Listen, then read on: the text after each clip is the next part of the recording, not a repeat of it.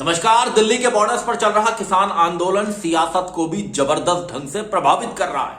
आप देख रहे हैं कि पश्चिमी उत्तर प्रदेश के साथ ही दिल्ली के जो बाहरी इलाके हैं, जहां पर जाट आबादी ठीक ठाक संख्या में है, और हरियाणा का इलाका हो या पंजाब में जो जाट जमींदार आबादी है वो हो, और इधर राजस्थान के इलाकों में ये जो समुदाय है ये किसान आंदोलन के विरोध में खासा मुखर है। और मैं अभी बात विशेषकर पश्चिमी उत्तर प्रदेश की करूंगा, जहां पर जाट और मुस्लिम बहुत बड़ी संख्या में हैं। ये पूरी सियासत को बाकी जातियों पर भारी पड़ते हैं, और पश्चिमी उत्तर प्रदेश की 130 लगभग विधानसभाओं में और 17 लोकसभा सीटों पर इनका खासा दखल है। हार और जीत तय करने की क्षमता रखते हैं। अब किसान आंदोलन में जाट और मुस्लिम साथ आते दिख रहे हैं, जो पिछले कुछ वर्षों में कुछ कारणों से टूट गए।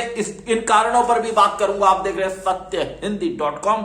अपील मेरी आपसे वही है कि कॉर्पोरेट मीडिया के मुकाबले आजाद पत्रकारिता का समर्थन करें। सत्य हिंदी की सदस्यता योजना में शामिल हो।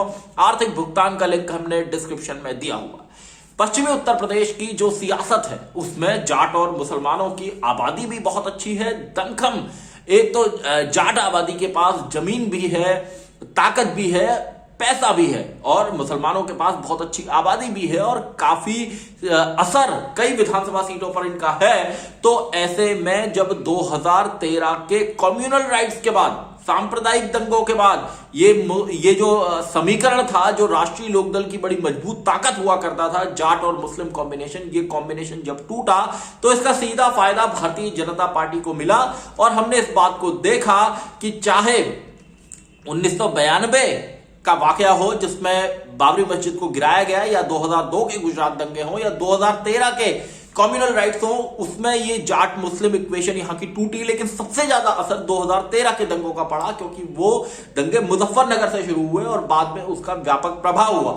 और इन दंगों के बाद इन इलाकों में जबरदस्त ध्रुवीकरण हुआ, और 2014 का लोकसभा चुनाव हो, 2017 का विधानसभा चुनाव हो, या 2019 का लोकसभा चुनाव हो, वहां पर विपक्षी दलों का सूपड़ा साफ होता दिखा, जबकि भारतीय जनता पार्टी को बड़ी जीत मिली। लेकिन किसान आंदोलन से, अगर आप किसान आंदोलन की रैलियों को देखेंगे, महापंचायतों को देखेंगे, चाहे आप गाजीपुर बॉर्डर को देखें, चाहे आप मथुरा, बागपत, बिजनौर की महापंचायत को देखें, इन महापंचायतों में जो कॉम्बिनेशन बनने को दिख रहा है, उस कॉम्बिनेशन से बात साफ होती है कि जाट और मुस्लिम एक बार फिर से साथ आ रहे हैं। और इन इलाकों में 17% आबादी जाटों की है, जबकि 25 से 26% जाट, जबकि 25 से 26% मुस्लिम आबादी, और मुसलमानों में भी बहुत बड़ी संख्या में जाट है। और तो ऐसे में जब जाट और मुस्लिम आबादी साथ आ रही है तो निश्चित रूप से पश्चिमी उत्तर प्रदेश के सियासी समीकरण बदल रहे हैं। और अगर वेस्टर्न यूपी की पॉलिटिक्स बदलती है तो निश्चित रूप से पूरे उत्तर प्रदेश पे इसका असर होगा, क्योंकि मुस्लिम आबादी उत्तर प्रदेश में बाकी जगहों पर भी है, पश्चिमी उत्तर प्रदेश में ज्यादा है। वैसे पूरे यूपी में 19 से 20% मुस्लिम आबादी है। और निश्चित रूप से जिस तरह समाजवादी पार्टी और राष्ट्रीय लोकदल का गठबंधन है, उसमें समाजवादी पार्टी पिछड़ा मुस्लिम और आरएलडी जाट प्लस मुस्लिम वोटों की सियासत मुख्य रूप से करती है। ऐसे में अगर पश्चिमी उत्तर प्रदेश में जाट और मुस्लिम एक साथ आते हैं तो आरएलडी को इसका फायदा होने की उम्मीद है, जबकि भारतीय जनता पार्टी को इसका नुकसान होगा। और आरएलडी और समाजवादी पार्टी का चूंकि गठबंधन है, पिछला चुनाव भी मिलकर साथ लड़ा था लोकसभा का, और 2022 का विधानसभा चुनाव भी ये दल मिलकर साथ लड़ेंगे। तो ऐसे में निश्चित रूप से इस बात को तय मानिए कि वेस्टर्न यूपी की सियासत पर असर होगा, पॉलिटिक्स पर असर होगा। मैं यहां पर कैराना सीट पर जो लोकसभा का बाई इलेक्शन हुआ था उसका विशेष रूप से जिक्र करूंगा, क्योंकि कैराना की सीट पर माना जा रहा था कि भारतीय जनता पार्टी जीतेगी, लेकिन समीकरण वही बने, जाट प्लस मुस्लिम, और जो समाजवादी पार्टी प्लस आरएलडी की उम्मीदवार थी वहां पर तबस्सुम, उन्होंने जीत हासिल की थी। तो जब जब जाट और मुस्लिम इक्वेशन वेस्टर्न यूपी में मजबूत हुई है, इसका आरएलडी को फायदा हुआ है। और ये जो किसान आंदोलन में जो महापंचायतें हो रही हैं, उसमें जिस तरह से ये इक्वेशन एक बार फिर से मजबूत होती दिख रही है, निश्चित रूप से उससे भारतीय जनता पार्टी को नुकसान हो सकता है। और सरकार को उत्तर प्रदेश की सरकार को इस बात को भी शायद ऑफिसर्स को या सरकार में भी इस बात को लेकर चिंता है कि ये जो आंदोलन है ये अब केवल वेस्टर्न यूपी के कुछ इलाकों तक सीमित नहीं है, ये वेस्टर्न यूपी से आगे निकलकर आपका पीलीभीत, रामपुर, तराई के बाकी इलाकों में और यहां उत्तराखंड में का जो तराई का इलाका है, उधम सिंह नगर, वहां तक ये आंदोलन फैल चुका है।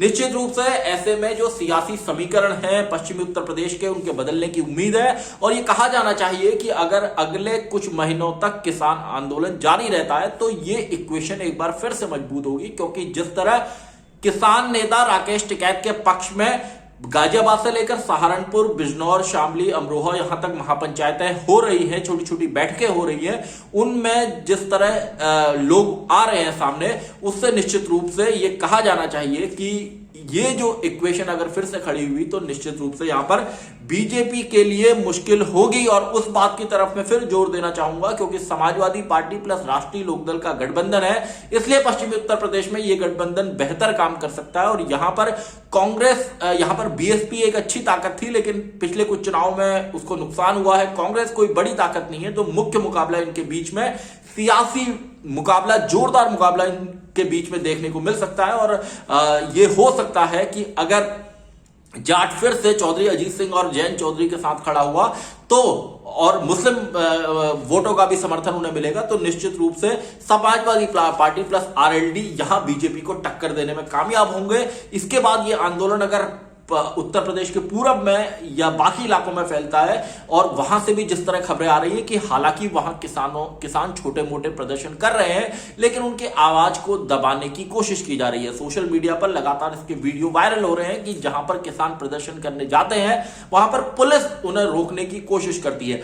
ऐसे हालात में पश्चिमी उत्तर प्रदेश इन दिनों सुलग रहा है, उबल रहा है और इससे जो मैसेज जा रहा है वो इस बात का मैसेज जा रहा है कि पश्चिमी उत्तर प्रदेश की सियासत में नए समीकरण बनने जा रहे हैं और इसमें निश्चित रूप से भारतीय जनता पार्टी के नेता असहज महसूस कर रहे हैं, इस तरह की भी खबरें आ रही हैं। तो पश्चिमी उत्तर प्रदेश क्या पूरे उत्तर प्रदेश की सियासत को बदलेगा?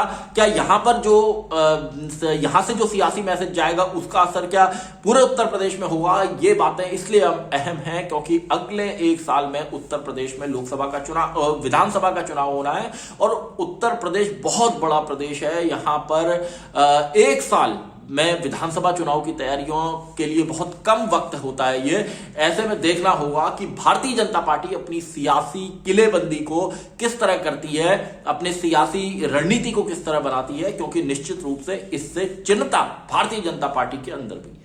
सत्यहिंदी.com में आज के लिए बस इतना ही। ऐसे ही तमाम मुद्दों पर मेरी आपसे आगे भी बातचीत होती रहेगी। धन्यवाद। सत्य हिंदी का ऐप डाउनलोड करें गूगल प्ले स्टोर पर।